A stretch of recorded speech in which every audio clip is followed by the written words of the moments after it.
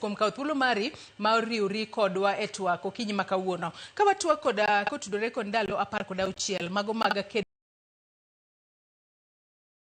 kaachiel kod joma mine. Adwaro chako kod Hildah Ombero, in kaka japuonj Rowere Catholic Girls. Ng'ato nyalo bedo ni penjore ni ndalo 16 gi mago mag kedo kod lwenje mago mag kit chwech. Ginyisa ang'o to e kind ndalo 16 gi ang'o momiyo ket mana ndalo 16 mar mondo one kaka inyalo thir kata inyalo duok piny kata inyalo ked kod lwenje mago mag kit chwech. Okay, kada wuoyo about 16 days of activism. Otimrega chakre tarik 25 November to tarik 10 December. Gimomiyo magi timre nikech nitiere gik ma like nyithindo manyiri kale mostly December kae to theme ma this year and unite to end digital gender-based violence.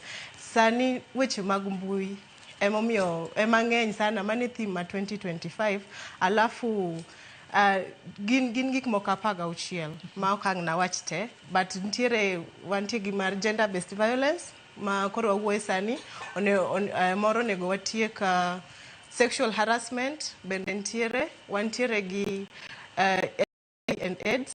Koro nuneno kata nyoro ne wa celebrate World AIDS Day to nineno ka nyithindo manyiri mantiere gi not nyithindo manyiri teenagers ema nini gini malo ema yudo HIV and AIDS magamo HIV sani omedore. Mano be watemo mondo rum nyithindo manyiri makoye wantiere gi early marriage wantiere gi end refugee like kaka refugee wantiere go bende wadwani mondo wate mondo joma refugees go mondo be wabed go kanyakla. Koro mage 16 days of activism ging'eny to odiochieng' kod odiochieng' the main day and then 25th November mano gino chakre mondo koro wa create awareness ni nitie gik matimre kamano.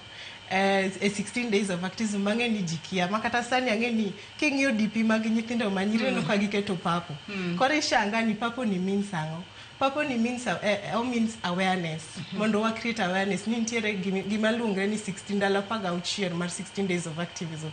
Also about this papo DP nitiere gima wacho ni advocacy ma wangiso ji mondo to come out and speak about gender-based violence and also it also shows love, hera to gi respect.